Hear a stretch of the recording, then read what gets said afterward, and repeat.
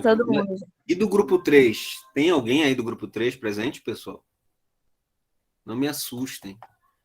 Logo a parte 3, que é tão bacana, se eu não me engano, é a parte do Ausubel, né? Não é o do Ausubel, o grupo 3? Ninguém pegou o grupo 3, não? Nem o pessoal É que for. aquela parte de cognitivismo, né? É Que ia muito ficar sobre isso. interessante, poxa, que até hoje você tem Entendi. pesquisas que são realizadas ali em Piaget, né, que trabalhava com a educação infantil, também você tem a ideia do Ausubel, né, que até hoje é utilizado. Por exemplo, tem um amigo que ele fez mestrado agora recentemente e trabalhou a teoria do David Ausubel. Então, até hoje é utilizado. Mas ninguém pegou, não, né? Mas como nós combinamos de todos nós lermos, então é provável, né, que a gente tenha aí pessoas dispostas a conversar sobre, né? Todo mundo leu, pessoal? Deu para todo mundo dar uma lida? 2, 3 páginas cada teoria, todo mundo conseguiu acompanhar lá o material? Esse silêncio me assusta. Todo mundo compreende? Todo mundo conseguiu ler? Não? Pelo menos a parte da equipe vocês leram, né? A parte do grupo de vocês. Ah, sim, eu vi. Beleza. Mas teve alguém que conseguiu ler todos os outros?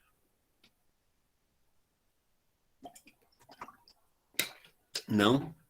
Tudo bem. Então vamos pelo menos trabalhar com os temas das nossas equipes. E aí eu peço que, por gentileza, que vocês, na hora que estiverem apresentando, apresentem bacana, tragam. Depois, na hora da gente fazer as perguntas e tal, de a gente abrir para discussão, por exemplo, se for o grupo 2, se a gente estiver falando de discussão, se vocês perceberem que a maior parte não está participando, quero que vocês instiguem, nem que vocês tragam perguntas interessantes para a gente pensar, tá bom? É a mesma coisa em relação aos outros grupos.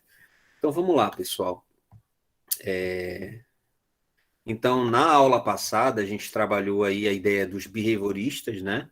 Trabalhamos aí, basicamente, principalmente, né, dos pensadores. Trabalhamos aí a ideia do Skinner, né? Em diferenciação com Watson, né? Não foi isso? E aí a gente também trabalhou em paralelo isso, aquele experimento do cão, né? Como o cão, ele, por exemplo, ele conseguia... o experimento era mais ou menos assim, ele comia e salivava. Só que chegava um tempo que, só o fato de ele ver a comida, ele já salivava antes. Ou seja, o estímulo dele ele já tinha encarado que só o fato de ele estar vendo quer dizer que ele ia comer. E aí depois o experimento do Pavlov, né? Pavlov, ele fez esse experimento demonstrando, colocando uma parede, né? E tocando um sino. Toda vez que ele tocava o sino, ele abria ali, dava comida para ele. E aí só o fato de ele bater o sino, o cão já entendia que a comida estava vindo. Então, só o fato de ele ouvir o sino, ele já salivava. Ou seja, é um tipo de estímulo, só que é um estímulo agora meio que variado, né? Você tinha o estímulo natural, que era a própria comida, e aí você consegue criar um estímulo variado, que é o sino, que consegue fazer o mesmo papel da comida. Só o fato de ele ouvir, ou seja, da mesma forma que você consegue utilizar e variar um estímulo para você atender ao mesmo resultado, você consegue fazer com que as pessoas aprendam coisas, você consegue ensinar qualquer coisa por meio de estímulos, você só precisa descobrir quais são os estímulos mais interessantes para que você consiga gerar aquilo na pessoa, né? Tanto que tem até uma frase lá, eu nem estou com ela aqui, deixa eu ler ela para a gente, porque essa frase, ela consegue definir bem, né, essa ideia do behaviorismo. Deixa eu só abrir aqui. Tá aqui. Então, eu vou ler aqui a frase para vocês, só para a gente já passar para a primeira equipe. Tá? A gente só está revendo aqui que a gente trabalhou na última aula sobre essas teorias. John Watson, né, 1878 a 1958, ele diz assim: dê-me uma dúzia de crianças saudáveis, bem formadas, e meu próprio mundo especificado para fazê-los crescer. Garanto, qualquer um que eu pegue ao acaso, posso treiná-lo para se transformar em qualquer tipo de especialista que eu poderia escolher. Médico, advogado, artista, o comerciante-chefe, sim. Até mesmo mendigo e ladrão, independente dos seus talentos, inclinações, tendências, habilidades, vocações e raça dos seus antepassados. Ou seja, ele consegue, por meio da atividade do ensino, transformar.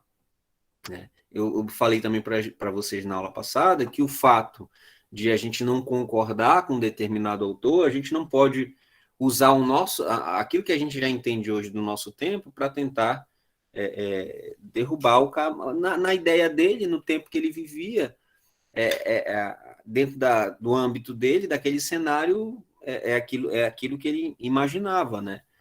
Então a gente não pode olhar com tanto preconceito assim. Vamos primeiramente entender a ideia do John Watson, né?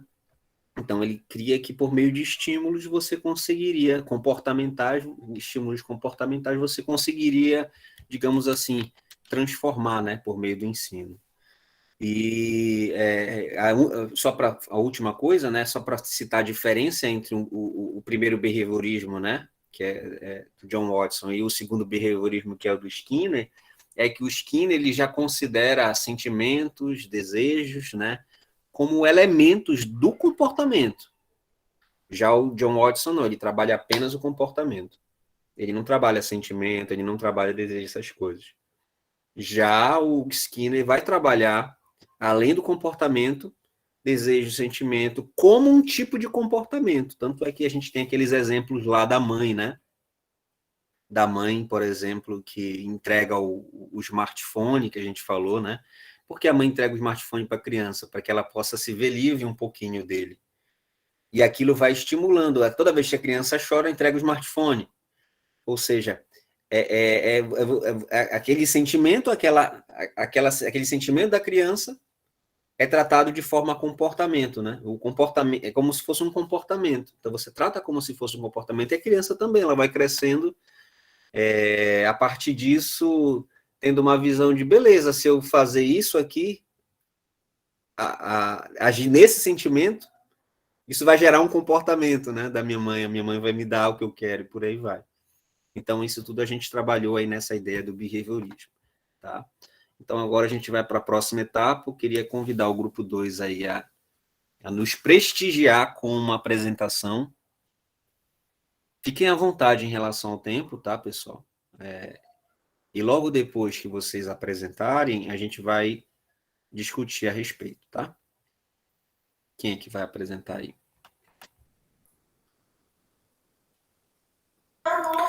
Boa noite a todos, boa noite, professor. Boa noite. Estão me escutando?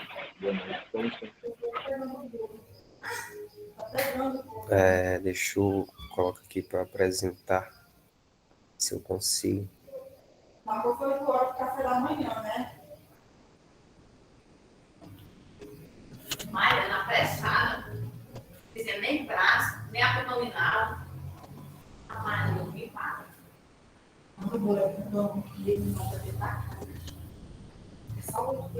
Só vou desligar o meu áudio e o meu vídeo, tá? E Ok. vou botar para fixar aqui a apresentação de vocês quando vocês colocarem. Fique à vontade.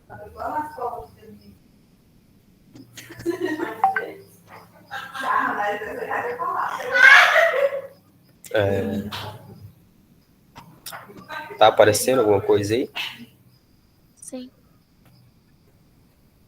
Tá, gente? Assim, Tá aparecendo. Tá. Bom, nosso grupo tem eu, tem a Nanda, tem a Elisa e tem a Ingrid e a Mary. A gente ficou com o tema das teorias de transição em behaviorismo clássico e o cognitivismo, certo? A gente fez, resumir os 5 tópicos, né? Introdução, que eu vou falar, e tem a segunda, que é de Robert Gané, e o terceiro, que é, as meninas vão falar um pouco do Eduardo Torno, tem a teoria de Justin, eu acho que é assim que se fala, e tem a quinta, que é a conclusão. Bom, eu vou falar um pouco sobre o behaviorismo clássico. Vamos desculpando um pouco a zoada aí, viu?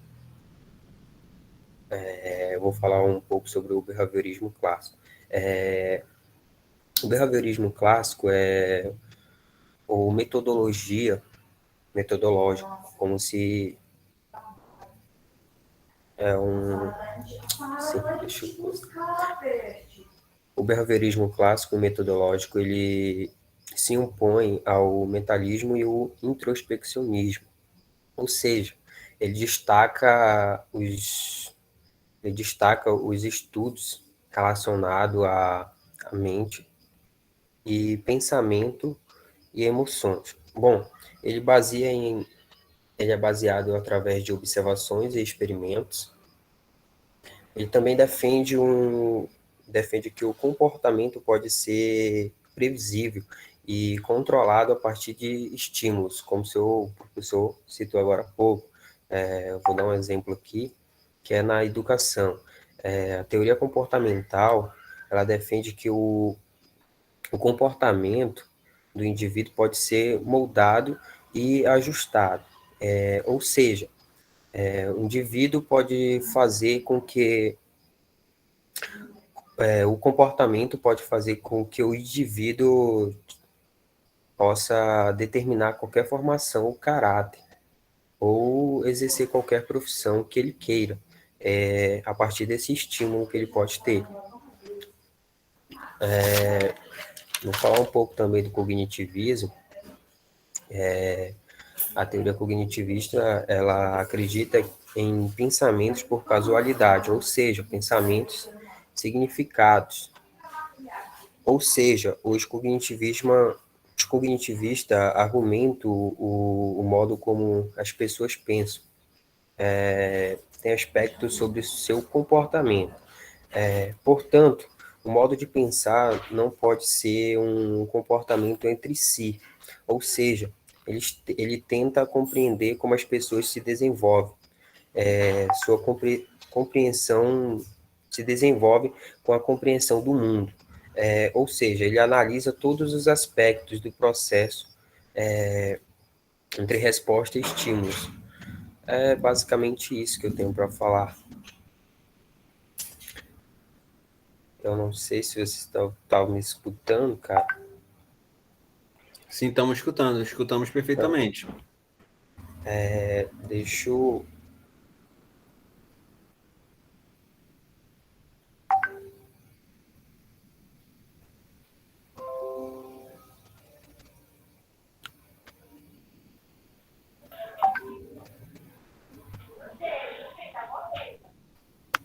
eu vou passar aqui para a próxima, ok? Passa o slide, por favor, David.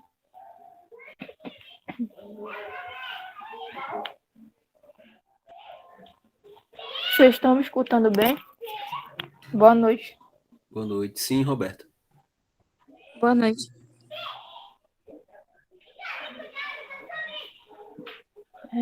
Passa o slide, por favor, David.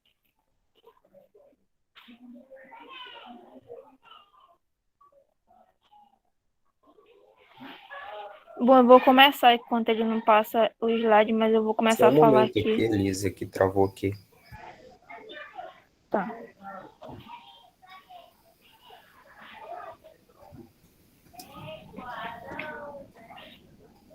Deixa eu tentar apresentar de novo. Ele travou.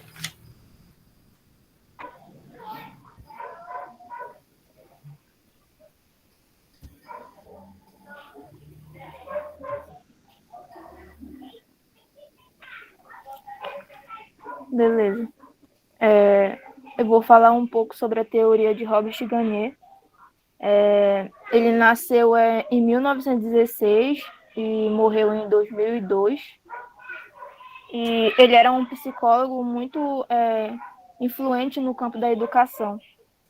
E ele acreditava que para atingir um alto nível, era preciso primeiro descobrir em quais níveis básicos o indivíduo estava.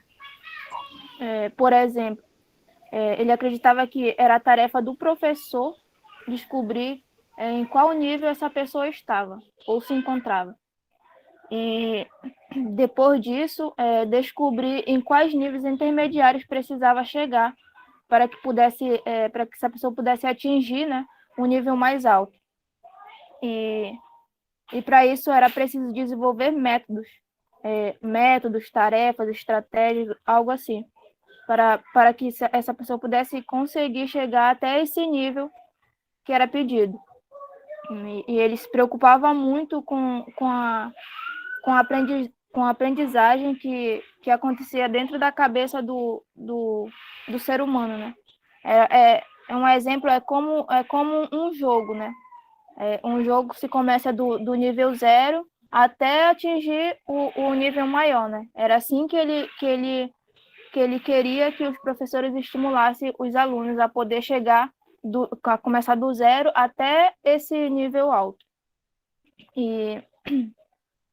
E para ele, o indivíduo precisava de estímulos, né? Estímulos externos, que esses estímulos é como um empurrãozinho, né? Resultava numa modificação de comportamento, que isso era observada como desempenho humano, era chamado assim. E tinha também a questão da hierarquia do conhecimento, ou hierarquia de desenvolvimento, que era muito crucial para ele, porque ele via que a mudança de comportamento era por persistência, né? Vinha através da persistência, que era, por exemplo, como se eu fosse professora e eu tinha que persistir com aquele aluno. Se eu pedisse para aquele aluno ler uma palavra e ele dizia assim que ele não sabia, eu tinha que estimular ele, persistir com ele até que ele conseguisse ler. E ele também acreditava que existia vários métodos, né? Várias categorias, que essas categorias eram métodos, são capacidades humanas, que são a informação verbal, a informação intelectual, a estratégia cognitiva e atividades e habilidades motoras. E diante de todas essas teorias de Gani, o que dá para se concretizar com tudo isso, de suas pesquisas e tudo, é que ele teve uma capacidade muito grande de mesclar as contribuições do behaviorismo e do cognitivismo, para que pudessem compreender, né, como se dava a aprendizagem. E o foco total de tudo isso, dessa aprendizagem, era o estímulo e a resposta. E é mais ou menos isso um pouco do que eu consegui trazer sobre o Gani. Passa para outro. Obrigado, Roberta.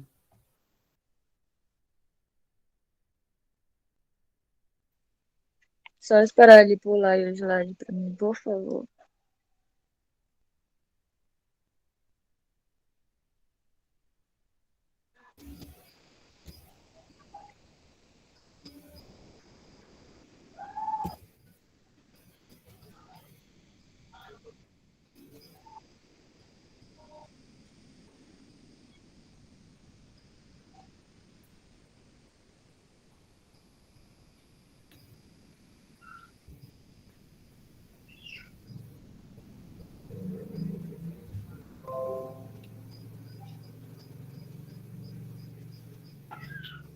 Esse daí também era só mais um exemplo. Pode pular para o outro aí, Davi.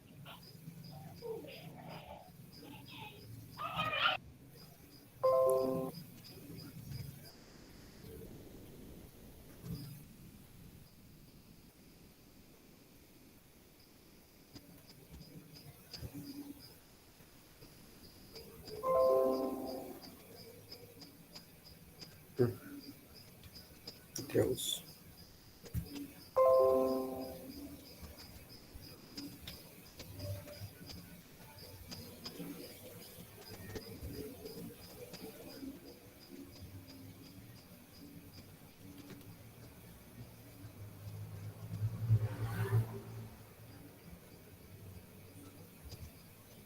Gente, quero pedir mil desculpa aí, não sei porque tá travando. Relaxa, é assim mesmo. Faz parte.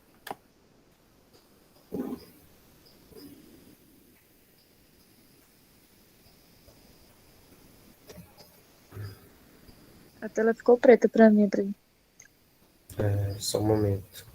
Tá bom.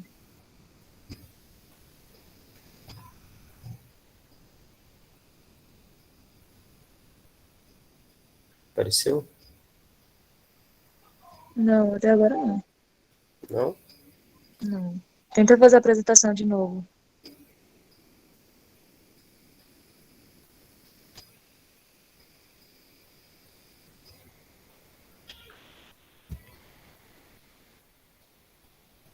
Apareceu agora.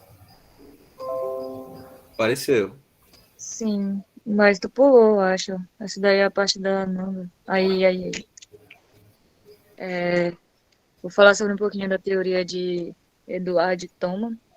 Ele nasceu em 1886, faleceu em 1959.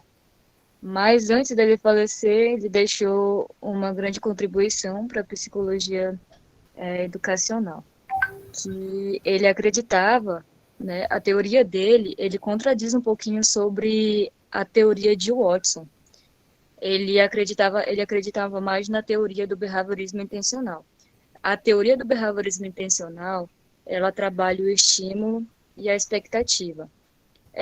Ele se deu através, na verdade, ele chegou a essa conclusão da pesquisa dele através dessa experiência aí embaixo que vocês estão vendo, que é os ratos e labirintos. E ele repetiu isso várias vezes até ele chegar numa conclusão de que mesmo que ele coloque lá o rato 300 vezes lá dentro daquele labirinto, ele vai saber chegar do outro lado porque ele mentalizou todo o percurso dele. Ou seja, o que ele quis mostrar? Que mesmo como um rato, ele acredita que o ser humano ele também consegue fazer. Se repetidamente você fazer a mesma coisa, você vai mentalizar, você vai memorizar aquilo. Só que para que você consiga exercer, no caso, para fazer, tipo, um exemplo. Desculpa, tô nervosa. Um exemplo que eu vou dar para vocês aqui. Se você faz um percurso diariamente, você sai da sua casa até um certo local e você faz isso todos os dias, você vai memorizar o seu percurso. E aí, essa é a parte do estímulo que ele fala. A expectativa é você botar em prática. É você conseguir sair, mesmo se for de olhos vendados, você vai conseguir percorrer todo o seu caminho, porque você vai memorizar aquilo, ou seja, você vai poder fazer aquilo e vai te dar como uma resposta, né? Diferente da teoria de Watson, que ele fazia mais como uma resposta, né? O estímulo e resposta. Esse daí é o estímulo e expectativa. Ele trabalha como um professor, ele vai te estimular a fazer aquilo diversas vezes, ele vai tentar te explicar inúmeras vezes até que tu consiga botar aquilo em prática. É como se eu estivesse fazendo isso agora para vocês. Antes de eu vir apresentar, eu estudei isso inúmeras vezes até eu conseguir chegar no quê? No objetivo, em uma meta. Qual é a meta? Apresentar o meu trabalho a vocês com que vocês entendam perfeitamente. Então, é nisso que ele acreditava. Então, como um ser humano, ele acreditava que no caso, a gente não necessita, no fim, fazer uma coisa em troca de uma recompensa. Ele acredita que a gente pode estudar, a gente pode aprender aquilo e botar em prática sem necessitar de uma recompensa. E outro exemplo que eu vou dar para vocês é que já aconteceu, acredito eu, com muitas pessoas, que alguém chegar para você e perguntar uma coisa e você saber a respeito daquilo, mas não conseguir falar, não conseguir responder. Já aconteceu de professores chegar e apontar assim, fulano, me explica tal coisa, você sabe aquilo, mas você não consegue. Então, para chegar na expectativa, você tem que botar em prática aquilo que você sabe. Se você não consegue responder, você não está colocando em prática, você não consegue aprender aquilo de fato como tem que ser. Botar em prática o que você aprendeu. Então é isso. Espero que vocês tenham entendido essa parte. Qualquer dúvida, vocês podem estar perguntando. E eu vou passar para a Ananda para ela complementar o restante do trabalho. Obrigado, Ingrid. Boa noite, gente. Tá me escutando? Sim, Ananda. Ok. David, pode passar o slide, por favor.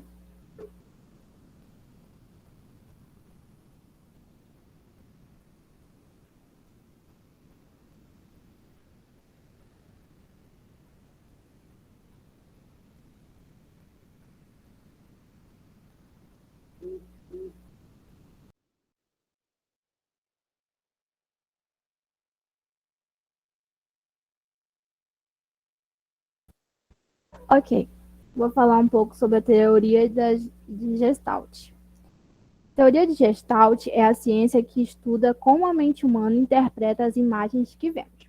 Por exemplo, esse GIF que eu coloquei aí. O que vocês estão vendo? As bolinhas parecem estar se mexendo, certo? Só que não, elas não estão se mexendo. Elas estão apagando em sequência. E é isso que a nossa mente ela se programa para ver as bolinhas se mexendo, quando na verdade elas estão só apagando em sequência. Pode passar o slide, David. Não, o de cima. Isso. Obrigada. As pesquisas a respeito da Gestalt começaram no final do século XIX, quando esses 3 cientistas alemães, Max Weittemer, Wolfgang Kohler e Kurt Köpke, começaram a questionar a ideia de que as pessoas tinham até então, né, naquela época, de que para entender uma coisa teriam que entender todas as partes primeiro dela, né? Para a Gestalt, visualizar o todo, na verdade, é mais importante de que de visualizar as partes desconstruídas. Pode passar agora, David. Por exemplo, uma bicicleta. Antigamente se achava que para entender a bicicleta era necessário primeiro entender cada uma das partes individualmente. Por exemplo, aí, pedal, cilindro, a sela, a janta e etc. Já para a Gestalt, não. Para Gestalt, isso se dá muito pelo contrário. Para entender as partes, primeiro você tem que entender o todo. Somente entendendo e visualizando a bicicleta como um todo é que você vai entender como o pedal funciona, como a sela funciona, como o guidão funciona. A percepção do objeto como um todo é que faz o objeto. Foi dessa percepção que surgiu 2 ideias muito importantes e elas deram origem a todo esse pensamento de Gestalt.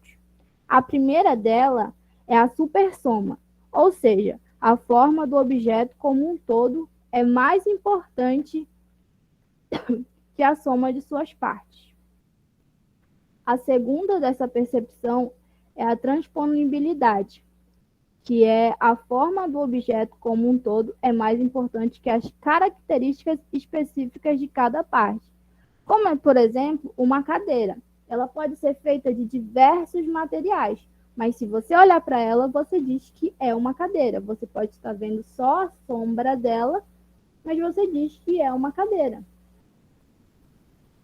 E a teoria de Gestalt, ela possui 8 leis da unidade, da segregação, da unificação, do fechamento, continuidade, proximidade, semelhança e pregnância. Essas leis são os princípios de como o olho e a mente interpretam alguns detalhes. Eu não vou entrar porque são muitas leis, eu não vou entrar em detalhes. Mas eu acho que vocês entenderam. Obrigado, Ananda.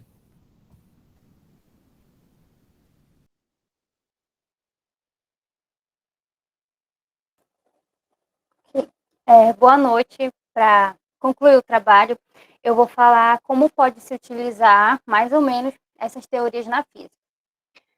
Deve ser desenvolvida uma atividade de planejamento e execução de eventos. Exemplo, uma apresentação de algum trabalho de um determinado assunto da física.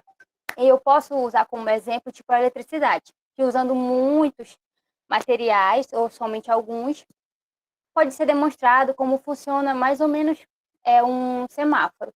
Ou pode demonstrar como funciona um circuito, como calcular a resistência de um resistor, ou saber onde fica o lado positivo e negativo de um LED. Essa atividade vai ter a finalidade de incentivar os processos internos para atingir com êxito o objetivo final. O aluno será instruído a construir um mapa cognitivo para que consiga entender a realidade que está lhe rodeando de uma maneira bem simples. Com isso, toda vez que ele se encontrar em uma situação parecida, vai saber se guiar perfeitamente. Para utilizar a teoria de Gestalt em alguma disciplina, deve-se envolver a percepção visual ou espacial de formas e objetos. Então, a atividade vai ter que haver formas ou objetos que irão chamar a atenção, tanto de quem desenvolveu o trabalho, quanto de quem vai assistir à execução dessa atividade. E foi isso que foi pensado para como a gente pode utilizar essa teoria na física. Muito obrigada a todos. Obrigado, Merilene.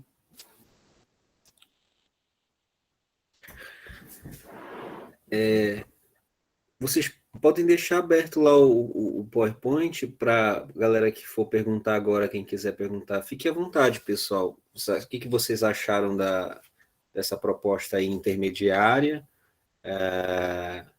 Enfim, se vocês quiserem citar algum desses autores para perguntar, alguma coisa que vocês acharem interessante ou que queiram aprofundar, fiquem à vontade.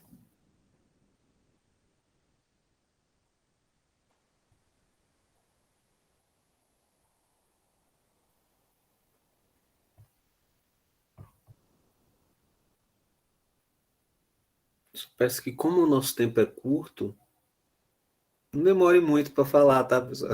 Quem for falar. Até agora, ninguém falou. Ou seja, falem. Eu não tenho nenhuma dúvida. Também não, professor. Foi de boa a apresentação dele. Foi legal. Bacana. Deixa eu aproveitar. Alguém tem alguma coisa para comentar? Enquanto eu abro aqui, quero aproveitar aqui para... Isso aqui.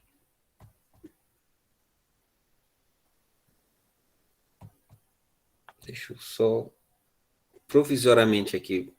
Pode deixar aberto aí, tá, Antônio? Eu vou só provisoriamente tirar aqui, porque eu vou tentar compartilhar.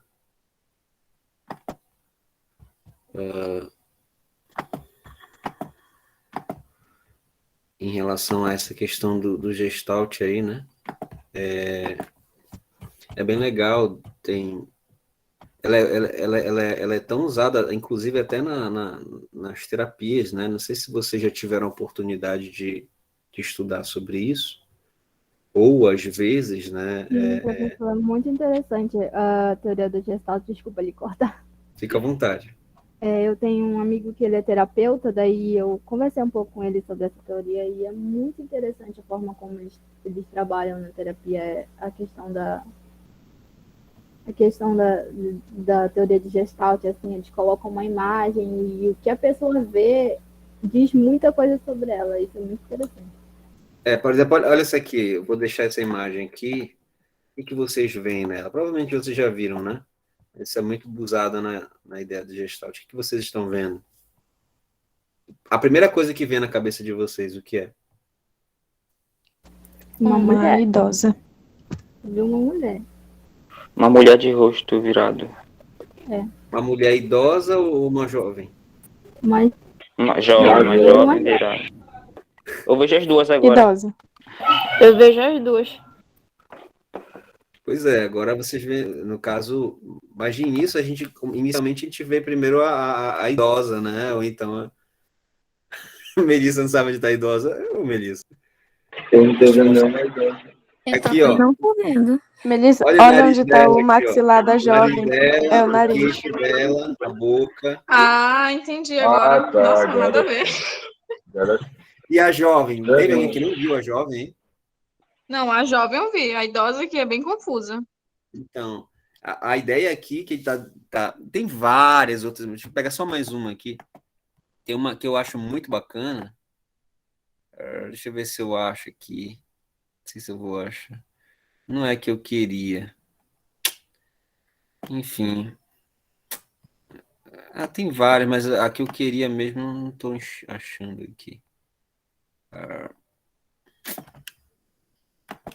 Peraí, deixa eu ver se eu acho. É que tem uma muito bacana.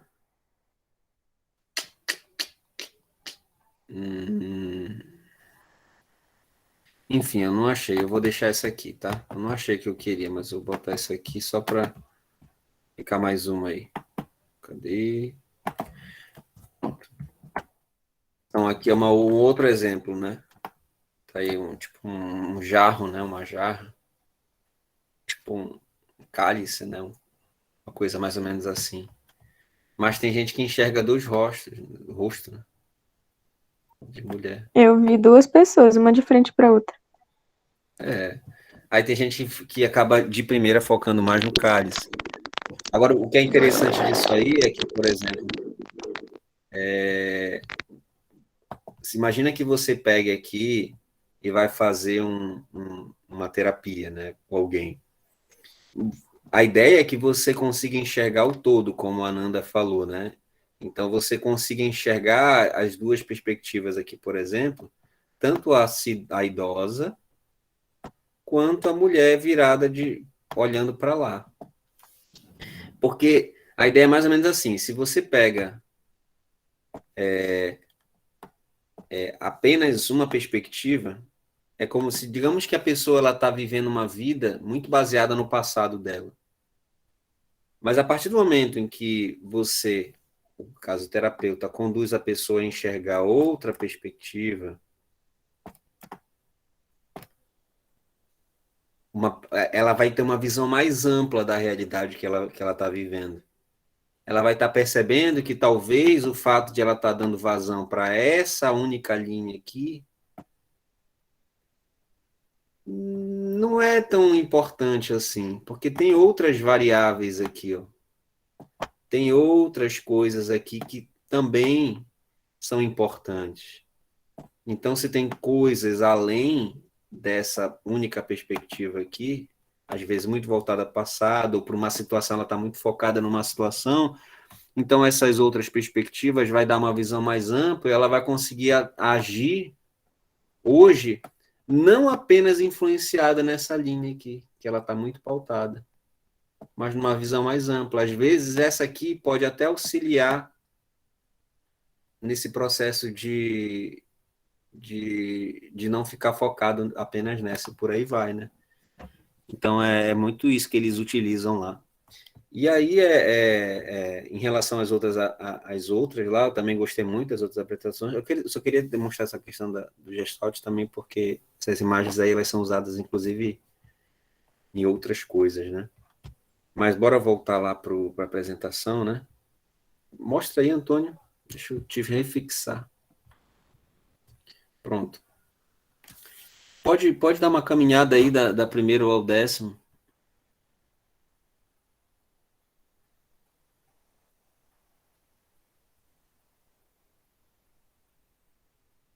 Antônio?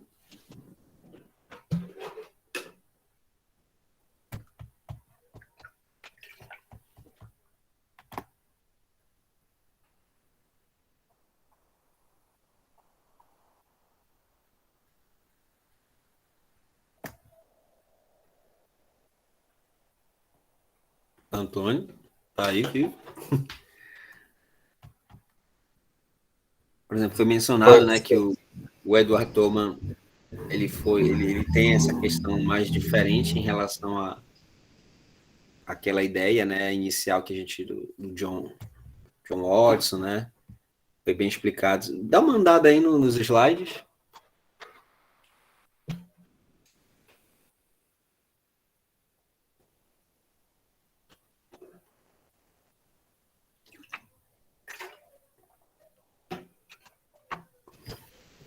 Eu não sei, cara, porque tá travando. Não, tranquilo, de boa. Mas, pessoal, alguma pergunta em relação à apresentação ou em relação à questão de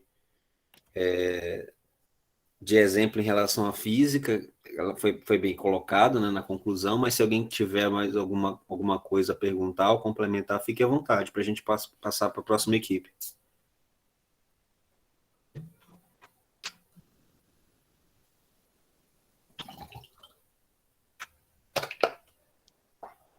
Tá tudo certo, professor.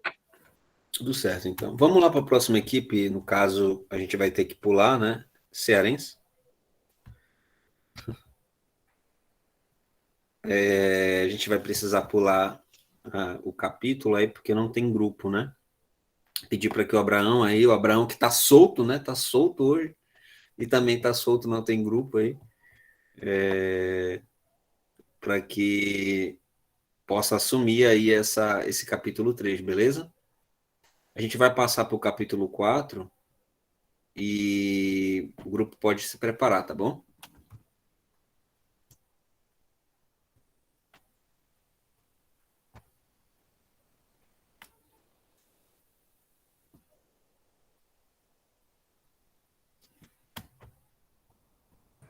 Boa noite a todos.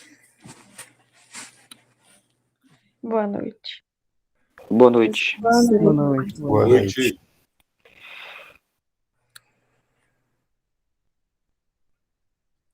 Vamos ver. Tá aparecendo para vocês? Tá sim. Sim. Eu me chamo Priscila Rodrigues, e o nosso grupo, ele tem 4 integrantes, que é a Pietra Camille, o Luan Henrique e a Maria Letícia. Antes de começar, eu queria pedir desculpa, professor, porque eu não coloquei introdução nem conclusão. Foi erro meu. Mas nós vamos falar sobre as teorias humanistas. E a teoria humanista, ela é centrada no... Essa teoria, ela centra seu estudo na particularidade de cada ser humano, e na complexidade de cada pessoa, nos seus motivos e interesses. E o foco dessa abordagem não está no ensino em si, mas sim na aprendizagem, através do desenvolvimento da pessoa. E essa teoria, ela também está focada nas relações pessoais. E dentro dessa teoria, a concepção do homem diz que cada ser humano é único e que todo ser humano possui uma tendência natural à autorrealização. O uso das suas próprias qualidades. Se eu falar muito rápido, vocês falem que eu estou nervosa. E também, em cada indivíduo há uma consciência autônoma que lhe permite fazer escolhas, no caso, eles são seres livres. E já na concepção de educação, o personagem central, o foco principal é o aluno. E esse aluno ele é responsável por seu conhecimento. E o conteúdo utilizado é através dos seus interesses, motivações e experiências próprias do aluno. E a relação aluno-professor, o professor ele é visto como orientador ou facilitador. Já na concepção aprendizagem, a autoavaliação é uma função de capacidade de cada um, a valoração pessoal. No caso, cada um vai se autoavaliar. Eu vou olhar para mim, eu vou observar minhas qualidades, meus defeitos, e eu vou ver o que precisa melhorar, o que precisa mudar. E aqui na concepção de relação aluno e professor, há uma autenticidade, que é a abertura à própria experiência do aluno. E há também aceitação, respeito, confiança e compreensão entre o aluno e o professor. E algumas contribuições importantes foram a reflexão sobre o processo de aprendizagem que permite a educação tradicional. e caminhos para a construção de uma aprendizagem mais significativa para o aprendiz, centrada no processo e nas necessidades do aluno. Como, por exemplo, se um de vocês estivesse dando aula e aí observasse que um dos alunos ele não consegue prestar atenção, ele não está focado na aula, ele está inquieto, e aí você chegasse a perguntar para esse aluno o que está acontecendo e ele dissesse que está passando fome em casa ou que ele está sendo agredido, alguma coisa do tipo. Então, não teria como exigir que esse aluno prestasse atenção na aula, acontecendo isso. Então, essa teoria, ela vai além do aprendizado em sala de aula, foca também nas necessidades do aluno. E agora a Pietra vai falar um pouquinho sobre um dos autores dessa teoria. Boa noite. Boa noite. Só um momento. Boa noite. Só um momento, eu preciso desligar meu microfone. Priscila, pode continuar apresentando, por favor?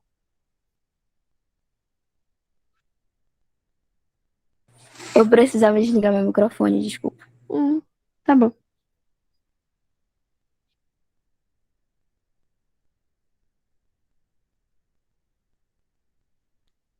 Como a Priscila falou, eu vou apresentar sobre o Carl Rogers. E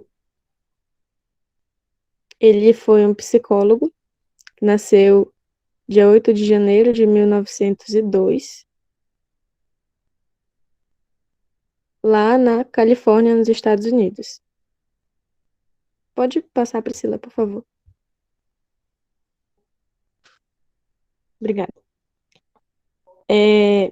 Ele foi um psicólogo americano que fundamentou a sua psicologia com abordagem centrada na pessoa. Ao apresentar essa teoria, Rogers rompe com teóricos que afirmavam que todo ser possui uma neurose básica, afirmando que, na verdade, a base de todo ser humano é a sua tendência à saúde e conhecimento. Ele defendia uma situação diferente entre o psicólogo e o paciente.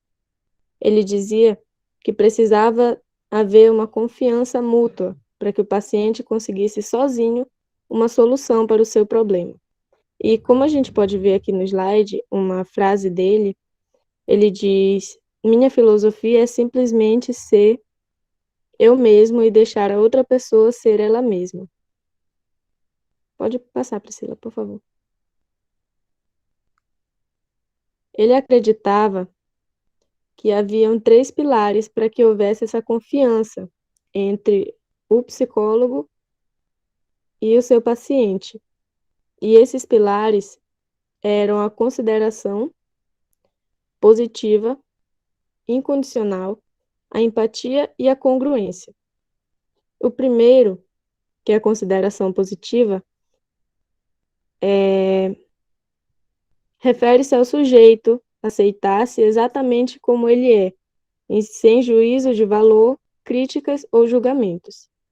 A empatia é sobre colocar-se no lugar do paciente, ser compreensivo e comunicar-lhe que ele entendia o que o paciente estava passando. Ou seja, a empatia não era o ato de ele pegar tudo que o paciente dizia e tomar para ele. Ele orientava o paciente com o que ele podia fazer para que ele mesmo pudesse solucionar os problemas internos que ele estava tendo. E a congruência é comunicar o paciente todas as suas percepções e sentimentos, tendo uma reflexão e conclusões positivas sobre ele mesmo.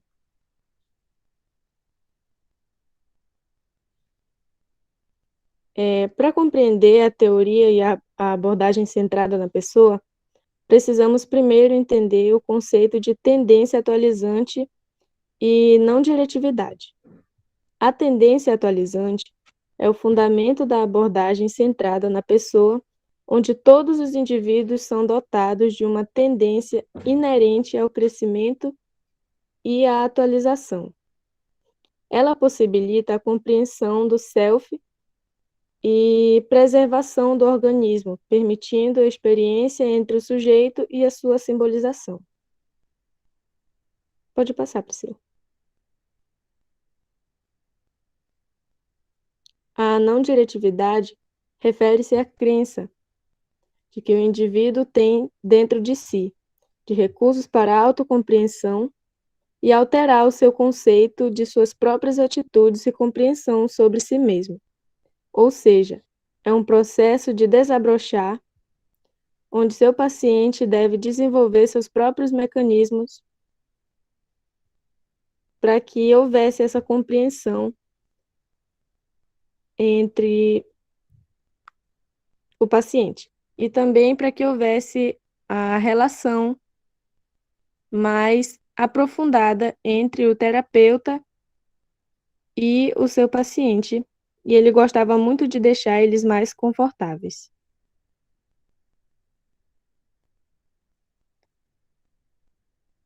Aqui a gente pode ver um exemplo sobre o desabrochar, né? Que ele considerava as pessoas como se fossem flores, como se fossem plantas. Chegavam bem fechadas, mas ao longo dos procedimentos, das conversas, das sessões de terapia, elas conseguiam ir se abrindo cada vez mais. E tenho 3 curiosidades sobre o Rogers, que uma é que em 1987 ele recebeu uma indicação ao Prêmio Nobel da Paz, coisa que poucos sabem, que também ele foi eleito ao presidente da Associação Americana em 1958 e que o CVC, Centro de Valorização à Vida, segue uma linha de entendimento baseada na teoria dele. E é isso, professor. Obrigado, Camille. Boa noite, pessoal. Me chamo Luan e eu vou falar sobre o próximo teórico do humanismo, né? Dessa vez eu vou falar sobre o George Kelly, né? Quem foi esse teórico? Ele foi um psicólogo educador norte-americano, psicólogo clínico, professor universitário. Ele nasceu no dia 28 de abril de 1905 e faleceu no dia 28 de março de 1967. George Kelly, ele formou-se em matemática e física e em 1955 ele apresentou a teoria dos construtores pessoais, tá? E agora o que é, né, esse construto pessoal? Construto pessoal são visões de mundo, segundo ele, são visões de mundo, né? São interpretações e explicações da realidade. Continuando nesse pensamento do conceito de construto pessoal, também são lentes pelos quais enxergamos o mundo. Aqui do lado nós temos algumas figuras, né, algumas figuras de óculos, cada um diferente, né? Nossos construtos nos orientam no mundo. É por meio dele que percebemos semelhanças e diferenças entre as coisas. Esse construto pessoal também pode ser chamado de cosmovisão, né? E assim por diante, ou visões do mundo mesmo, que cada pessoa tem individualmente e cada um tem diferente uma da outra. Pode passar. George Kelly também fala que ele usa a metáfora do homem cientista. A metáfora do homem cientista, utilizada por Kelly, propõe que o homem pode ser visto como um cientista engajado em um processo de observação, interpretação, predição e controle. Ele usa essa metáfora se referindo que todas as pessoas são pequenos cientistas, né? E com isso eles conseguem questionar, formular algumas hipóteses, testar essas hipóteses, né? Também chegar a algumas conclusões. Por exemplo, a pessoa questiona que comida, né, experimentar, que alimento comer, que tipo de programa de TV, que tipo de série assistir, né? Então, tudo isso passa pelo crivo do questionamento do cientista E também qual profissão escolher, né? Ele fala sobre esses pontos importantes da visão do construto pessoal, visão de mundo. Em sequência, a teoria humanista da visão de George Kelly, a Mayra Letícia vai complementar o nosso assunto.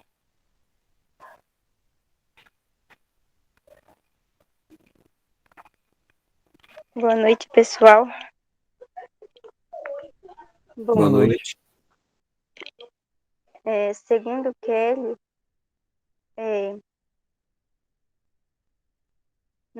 os nossos processos psicológicos, eles funcionam como uma forma de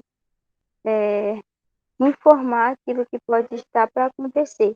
Ou seja, nosso psiquismo, ele tenta o tempo inteiro nos dar segurança de onde estamos, que é esse mundo. Ou seja, ele tenta fazer o mundo ser mais conhecido por nós mesmos.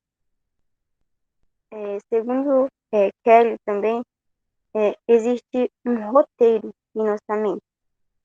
E esse roteiro é utilizado para interpretar e explicar o mundo, para tornar esse mundo mais conhecido e seguro.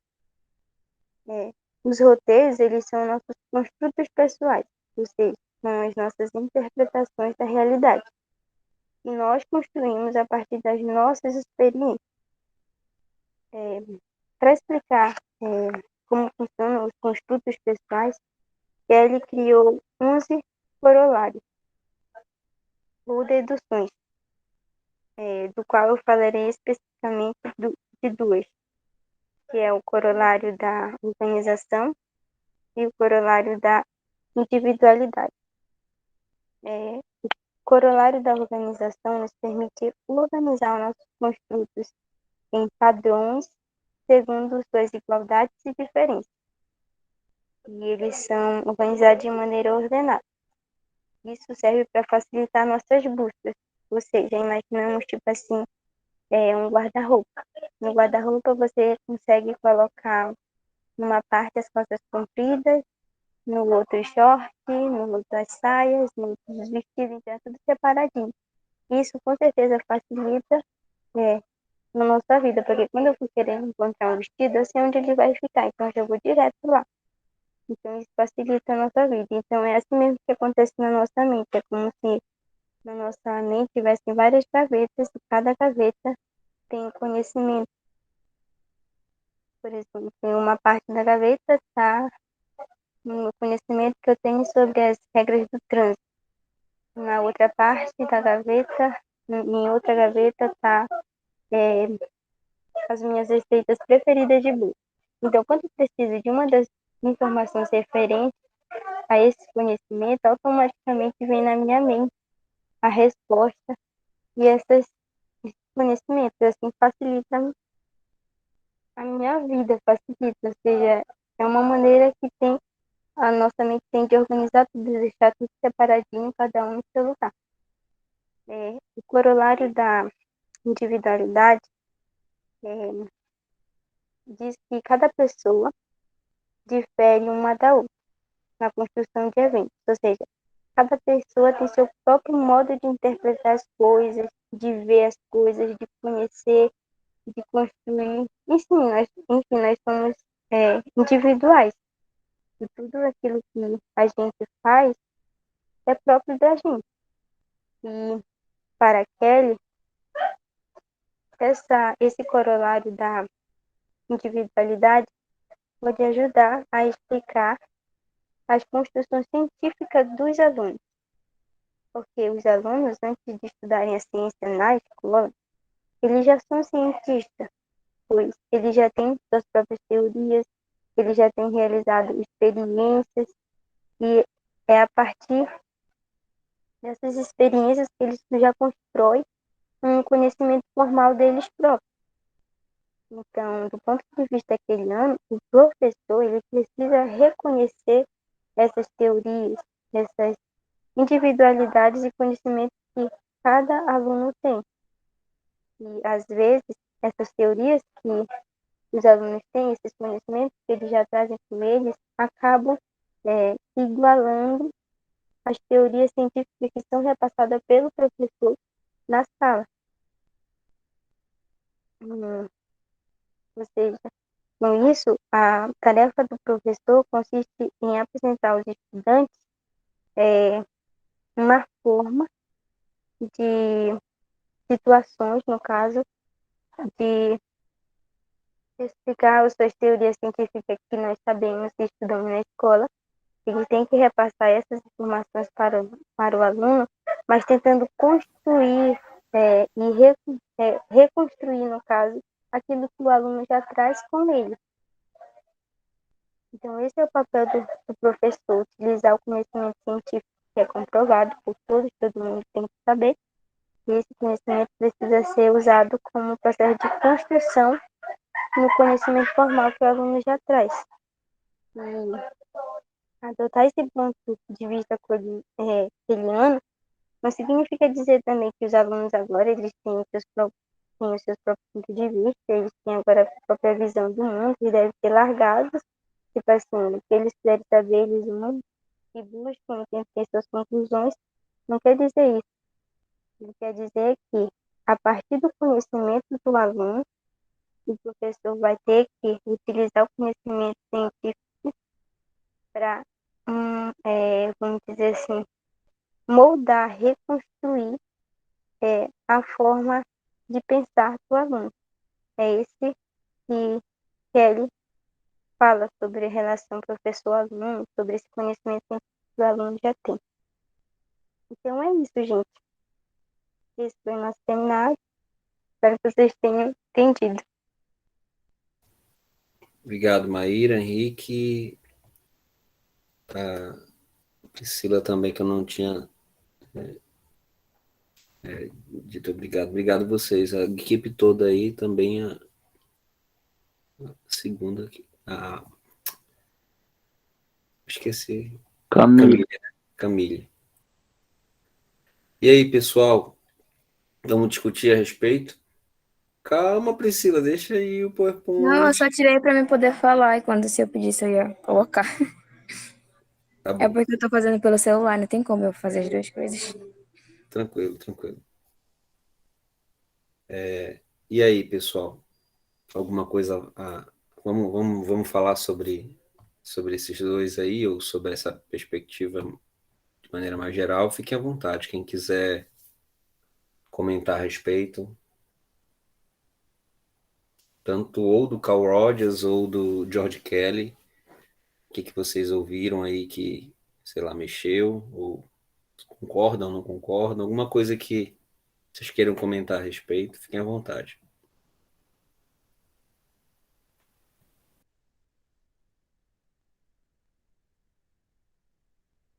Um de cada vez, tá, pessoal? Um de cada vez, tá? Muita gente falando ao mesmo tempo, não tá dando para.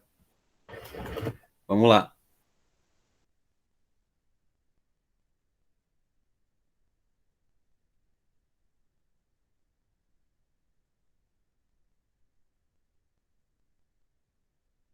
Fique à vontade, Henrique, fique à vontade. Professor, assim, algo que eu observei assim, ao longo desse estudo que a gente fez, né, sobre a teoria do humanismo, principalmente no que a Priscila falou, que foi do Carl Rogers, né? Fala sobre as explicações disso aí na área pedagógica e também as críticas apontadas para essa teoria, né? Para esse segmento aí. Por exemplo, tipo assim, a teoria humanista, ela foca muito o lado, basicamente mais o lado do indivíduo, da pessoa, e esquece assim no caso, ignora o lado do ensino, né? Da educação. Entendeu? Isso é uma crítica em relação a essa teoria. Uhum. O que vocês acham, pessoal? Lembrando que a ideia do Carl Rogers, só para a gente se situar aí, do que o Henrique está discutindo, é essa centralidade, né, do indivíduo, do estudante, e o professor ele perde aquele seu papel que tradicionalmente ele tem, né? Ele passa a ser uma espécie de tutor, ou seja, ele é como se fosse um alguém que vai facilitar o processo de aprendizagem. Como o Carl Rogers ele propõe essa ideia, no caso, na parte para a psicologia, né? Ele propõe essa ideia de que o próprio nome diz, né? Humanista, ou seja, é o homem, ou seja, o aluno, né? No caso da nossa perspectiva de ensino, né? O aluno seria o centro, ou seja, mais importante do que ensino, de fato, é o processo de aprendizagem. Então, toda a formulação ela vai ser baseada a partir da realidade daquele aluno, a ideia que é proposta de você não ser, digamos, aquele professor tradicional, é no sentido de que, por agora você ser tutor, você é como se fosse um companheiro, digamos assim, um parceiro, né? Não é professor, assim, como se fosse um parceiro em que você vai, digamos assim, auxiliar ele no sentido de que ele se desenvolva naquilo que ele desejar, entendeu? É centrado no estudante mesmo, ou seja,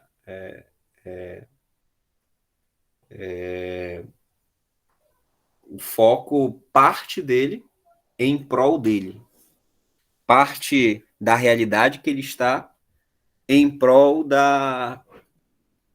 do futuro que ele quer ter.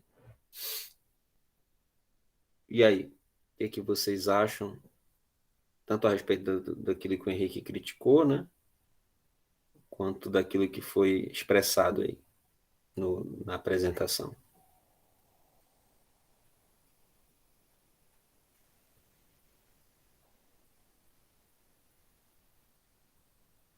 Podem falar, gente. Eu não concordo com o Carl Rogers, eu discordo do Henrique, não, eu concordo com o Henrique, eu acho que é difícil de fazer. Não, mas eu já vi uma situação que parece com isso e tal, deu certo. Não, mas eu acho que não dá por causa disso na física. Como é que a gente vai fazer na física? Quero que vocês discutam a respeito. Vamos lá.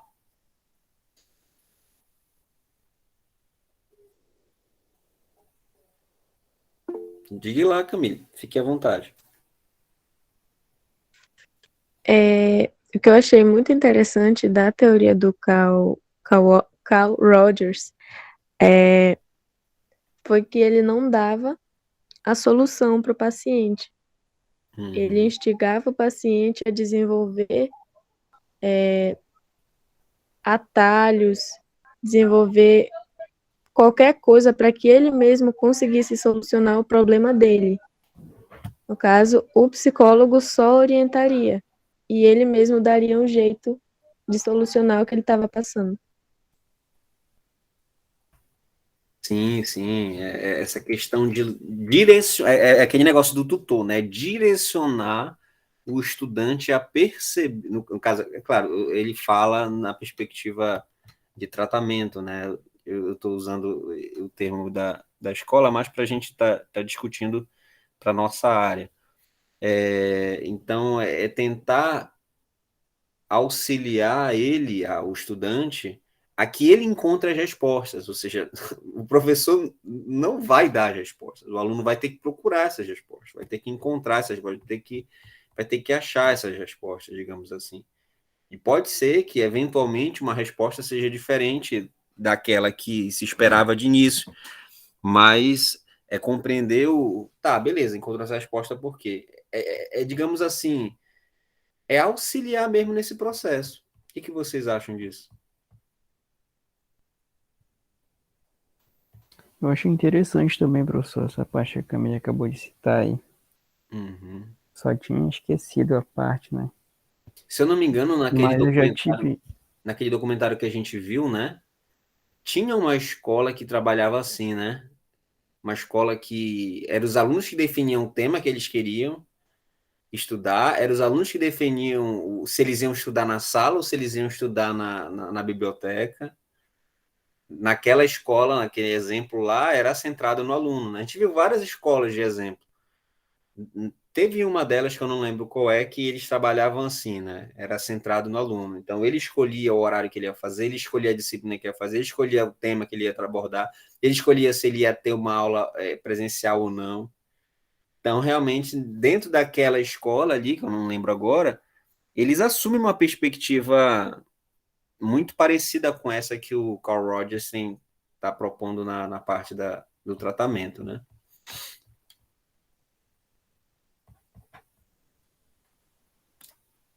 É difícil, é desafiador, porque como é, será que a gente confia que, é a grande pergunta, será que a gente confia que o aluno por si só, claro, direcionado por bons profissionais, ele consegue alcançar aquele processo? Então, uma grande pergunta que a gente poderia fazer é qual é o papel do professor no ensino? Porque se a gente, dependendo da nossa resposta, vai ser a favor ou não, né? Priscila, diga lá, fica à vontade. Pode terminar, professor. Não, pode ficar à vontade. Só rebatendo a crítica que o Luan falou agora há pouco sobre o ensino. Eu achei bem interessante isso, que aconteceu comigo, acho que no primeiro, segundo ano, eu fazia aula de reforço à tarde. Eu estudava de manhã e fazia aula de reforço à tarde. Aí uma professora me viu em uma situação, professora do reforço, né? Viu que eu não estava prestando atenção nas aulas, e aí falou para minha professora de português que eu não estava prestando atenção, né? Aí ela pegou e me chamou a atenção, a professora. Ela me cobrou, né? E falou algumas coisas para mim. Aí na hora eu fiquei meio chateada.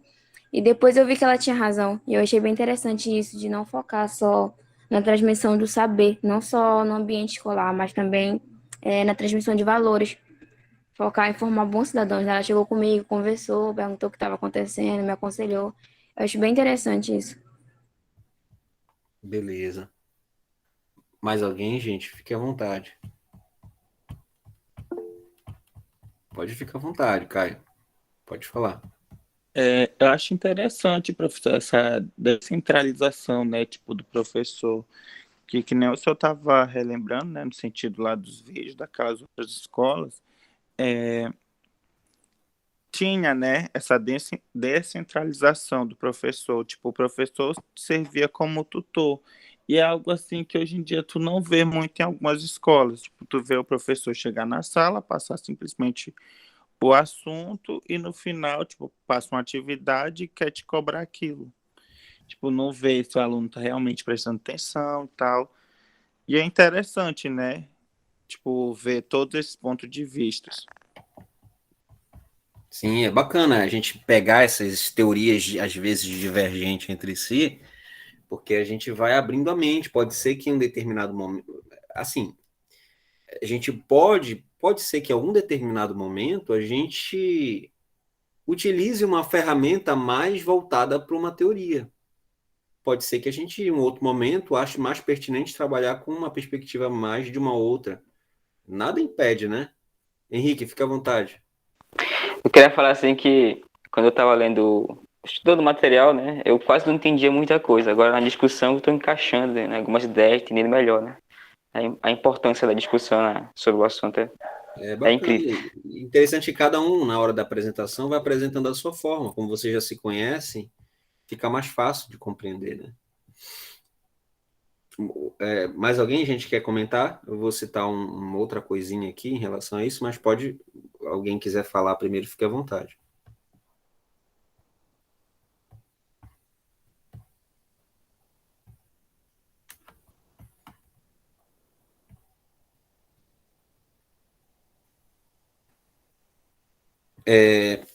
Não sei se vocês já ouviram, mas na Grécia Antiga, né, tem um filósofo, Sócrates, né, que, na verdade, a gente não sabe se realmente ele existiu, né, mas pelos trabalhos de Platão a gente conhece que tinha o Sócrates.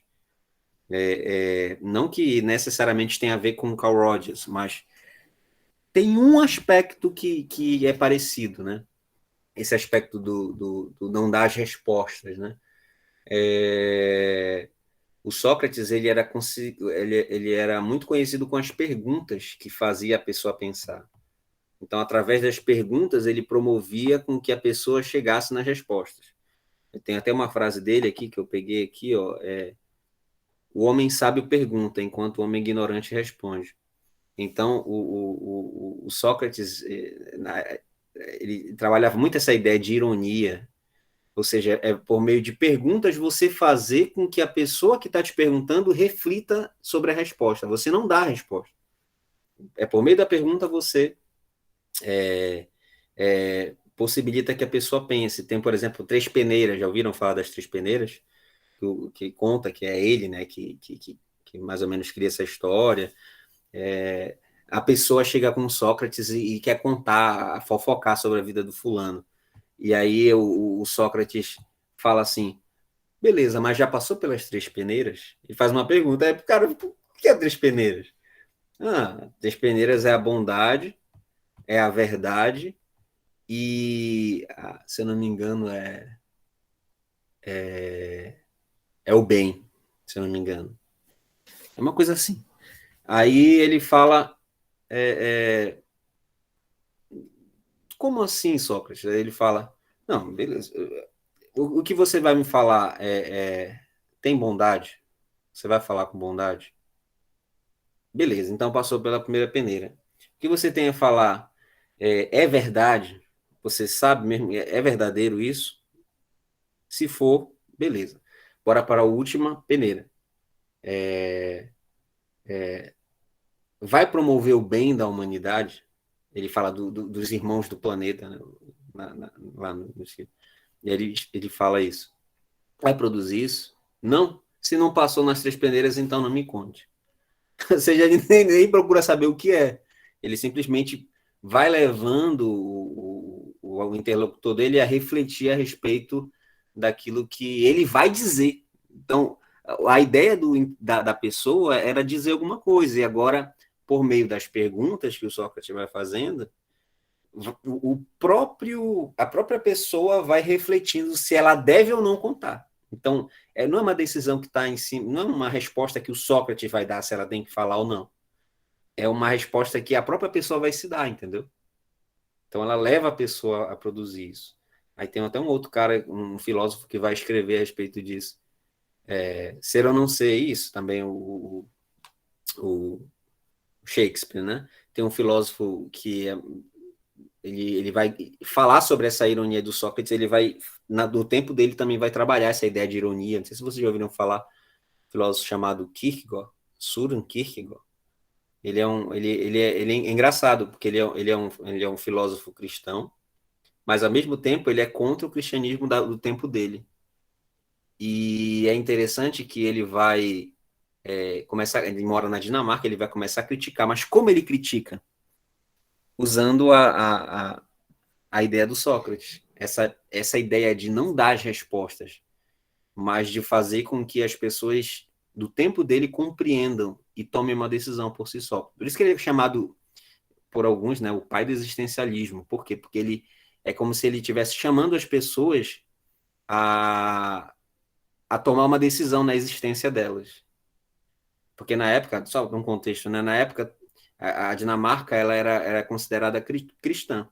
Então tinha o cristianismo e o Estado, era tudo uma coisa só. Então todo mundo que nasceu na Dinamarca era cristão. E o Estado comandava lá, e o Kierkegaard era totalmente contra isso.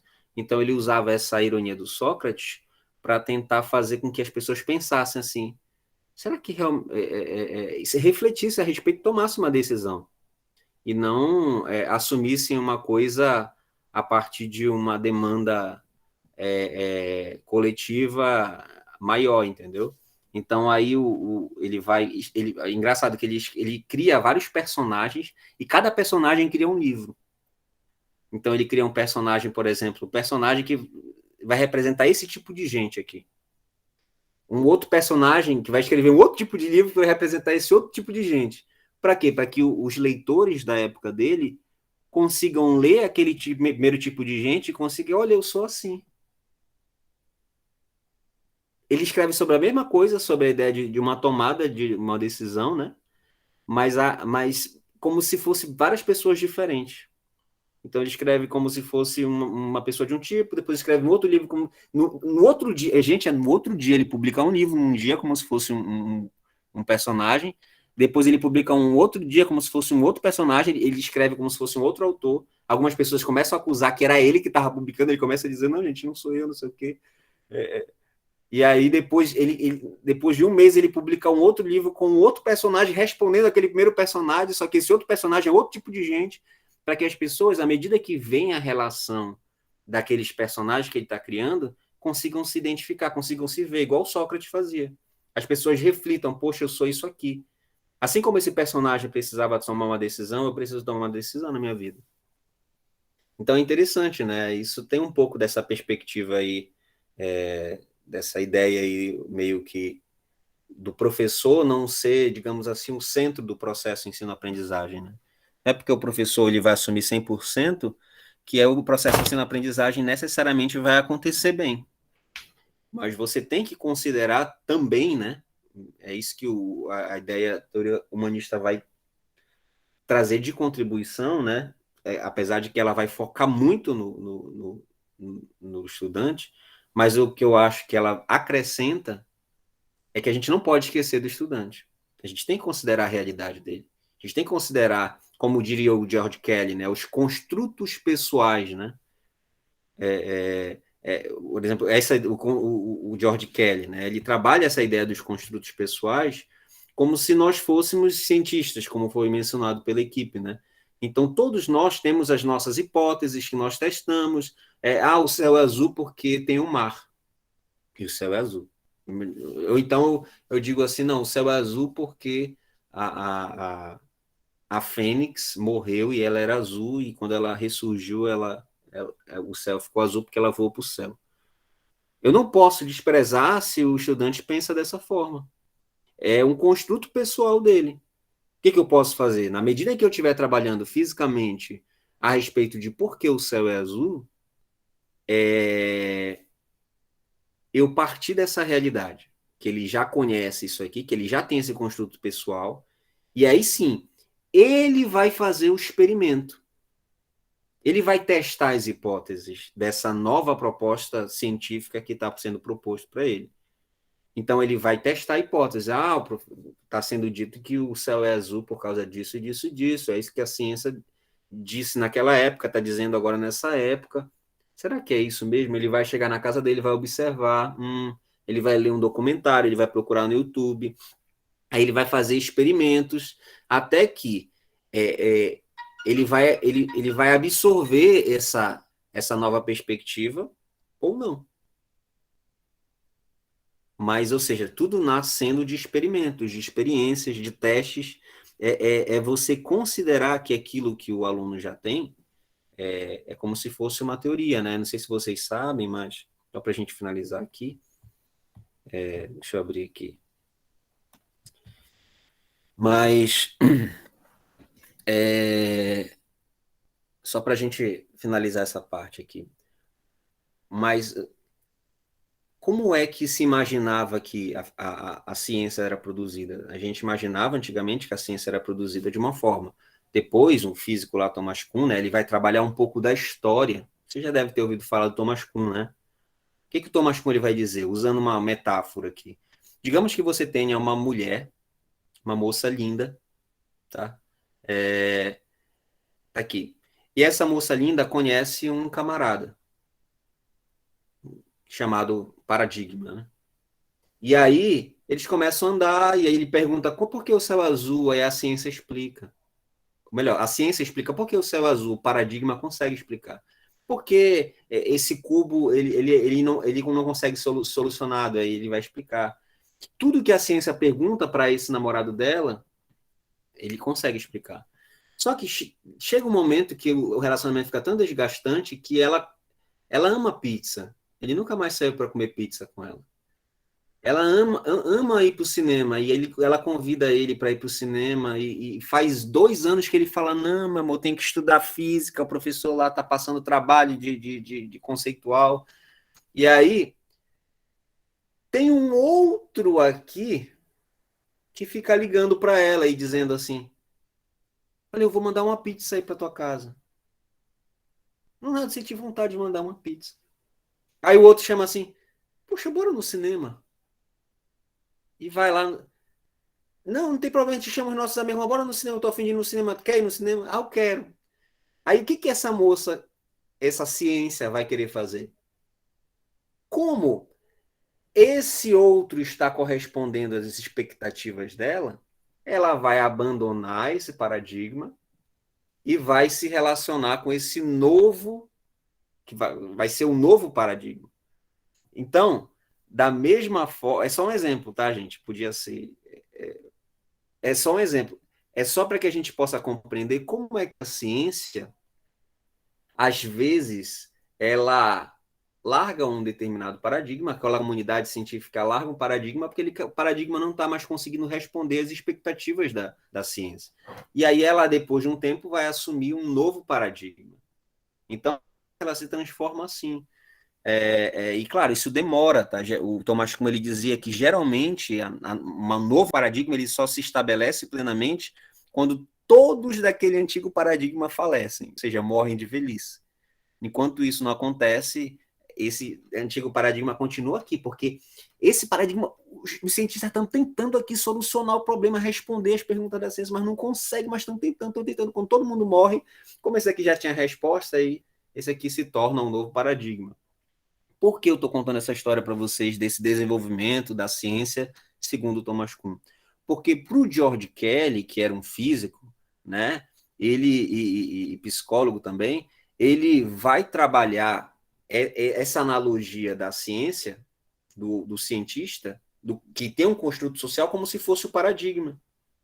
Mas que na medida que ele estuda física ou ciência, ele está desenvolvendo aquele saber, quando a gente assume que ele já tem um paradigma, à medida que a gente apresenta um novo paradigma que vai respondendo algumas lacunas que talvez o construto social do pessoal dele não consegue responder, talvez ele consiga compreender esse novo paradigma. Ou seja, eu não estou lançando ciência, ensinando ciência, necessariamente. Eu estou apresentando para ele uma proposta para que ele possa experimentar e verificar se responde ou não às expectativas que ele tem. E aí, quando ele percebe que algumas coisas conseguem corresponder à realidade, ele vai agora absorver isso para a vida dele, esse conhecimento científico. Ele vai querer estudar, compreender. Entende mais ou menos aí a ideia? E é isso, pessoal. Para a gente finalizar, passou o horário, alguma dúvida, alguma questão, alguma pergunta, fique à vontade. E aí, logo em seguida, a gente encerra, tá bom, pessoal? Na próxima aula, a gente termina com o grupo 5. Eu vou dar uma oportunidade aí, Abraão, por favor, você que não tem grupo, procure lá quem ainda não está em grupo, tá bom? Quem não apresentou hoje, para você entrar no grupo 3. Fique à vontade, Priscila. Professor, é sobre outro trabalho, aquele que era uma lauda sobre, deixa eu lembrar aqui, era o plano de como daria uma aula. Ainda pode ser entregue outro dia ou era só hoje? É hoje, mas se você não fez, eu vou fazer o seguinte, como o nosso horário está curto, na próxima aula a gente vai finalizar o grupo 5, tá? O grupo 4 também, Abraão. O grupo 4 não, o grupo 3. E aí a gente finaliza isso aí e já dá andamento nesses planos de aula de vocês, que a gente já volta a discutir planejamento de aula, tá bom? E aí a gente então a gente termina na próxima aula a teoria de aprendizagem e já finaliza essa questão de planejamento. Beleza, pessoal? Alguma outra frase para finalizar aí? Uma frase para finalizar aí?